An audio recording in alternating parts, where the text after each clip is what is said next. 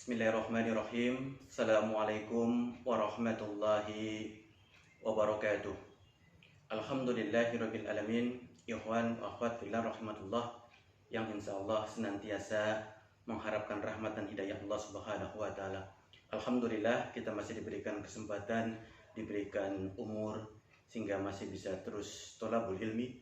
Mudah-mudahan dengan thalabul ilmi ini Allah angkat derajat kita baik dunia maupun akhirat. Amin. Amin ya rabbal alamin. Ikhwan wa akhwat fillah rahmatullah. Semua kita mafhum, tahu dan mengerti sejatinya tidak ada tujuan kita dihadirkan oleh Allah kecuali untuk beribadah semata, untuk mengibadahi Allah semata. Sehingga kalau satu hari 24 jam, sejatinya 24 jam itulah kita peruntukkan, kita dedikasikan untuk beribadah kepada Allah Subhanahu wa taala. Namun dengan berjalannya waktu, dengan kesibukan, dengan ujian, dengan fitnah dunia, kadang-kadang tidak 24 jam kita hidup untuk beribadah kepada Allah Subhanahu wa taala.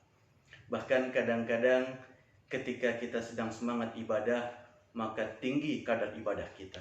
Tapi ketika lemah semangat kita, maka turun pula lah kadar ibadah kita.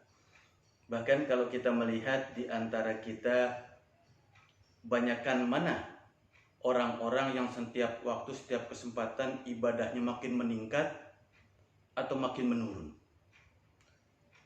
Tentu bisa jadi kita semua termasuk orang-orang yang kadar ibadah kita bukan tiap saat, tiap waktu makin meningkat, tapi makin turun. Sehingga sulit nampaknya kita untuk bisa istiqomah menjalankan ibadah-ibadah yang dianjurkan oleh Allah dan Rasulnya. Ibadah saum, tilawah, zakat, sedekah, saum dan seterusnya. Nampaknya sulit kita untuk istiqomah kepadanya. Bahkan untuk kita bangun malam, kita dawamkan bangun malam, lalu kita munajat kepada Allah, kita berdiri menghadap Allah, pun tidak bisa konsisten. Begitupun saum. Kita puasa Senin, Kemis, puasa Daud, puasa Ramadan dan seterusnya. Seringkali kadang-kadang kualitas kita makin lama makin menurun. Jadi kalau coba kita timbang-timbang antara waktu yang kita gunakan untuk ibadah kepada Allah dengan waktu-waktu yang tidak kita gunakan untuk ibadah kepada Allah, maka kita khawatir terlalu banyak waktu-waktu yang kita pergunakan dalam rangka tidak beribadah kepada Allah. Sehingga patut coba kita renungkan, begitulah kedudukan kita terhadap tujuan kita hidupkan oleh Allah. Kita untuk beribadah, tapi belum maksimal kita beribadah.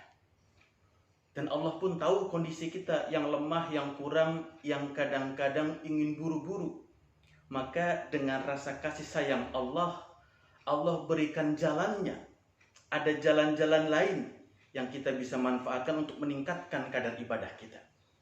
Seperti yang disampaikan oleh Rasulullah SAW, kata Rasulullah begini, sesungguhnya kita bisa menyamai atau memiliki kadar ibadah seperti orang-orang yang ahli bangun malam dan orang-orang yang ahli saum, orang-orang yang sering bangun untuk tahajud dan orang-orang melaksanakan puasa. Dengan cara apa? Dengan cara berakhlak yang baik. Hadis ini, ikhwan fillah rahmatullah, tidak mengajarkan kepada kita untuk meninggalkan saum dan juga qiyam, tapi justru kita berupaya agar saum dan qiyam tetap kita laksanakan, ditambah dengan akhlak yang baik.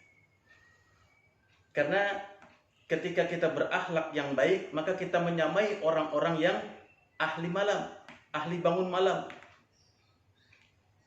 Ketika kita melaksanakan amal-amal yang baik, akhlak yang baik, maka kita menyamai kedudukan orang-orang yang ahli puasa.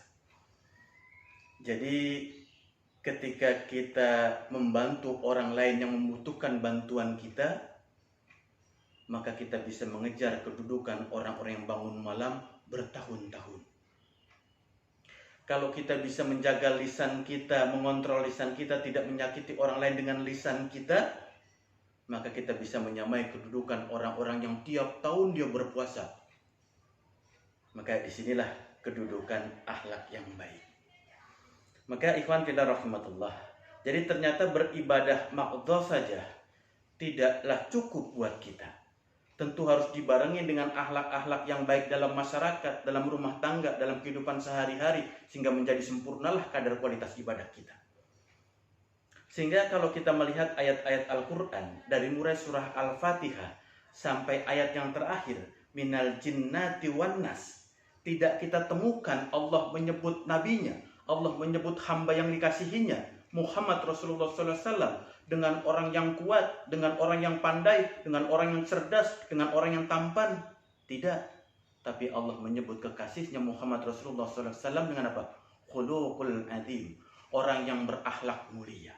Karena sejatinya akhlak mulia ini menjadi penting. Karena sejatinya Rasul pun dihadirkan oleh Allah tidak ada tujuan lain kecuali menyempurnakan akhlak manusia. Innama bu'istu liutami makarimal akhlak.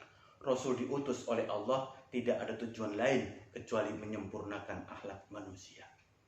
Maka coba kita introspeksi. Bagaimana akhlak mata kita? Bagaimana akhlak lisan kita? Bagaimana akhlak telinga kita? Bagaimana akhlak tangan kita, kaki kita, dan seluruh panca indera kita? Karena kata Rasulullah SAW, khairul muslimin, sebaik-baik orang Islam, sebaik-baik muslimin adalah orang-orang yang terjaga dari apa? Dari keburukan tangan dan lisannya. Semoga kita bisa menjadi hamba-hamba Allah yang senantiasa meningkatkan kualitas akhlak kita di masyarakat, di rumah tangga, di lingkungan kita, sehingga mudah-mudahan Allah sempurnakan ibadah-ibadah kita. Assalamualaikum warahmatullahi wabarakatuh.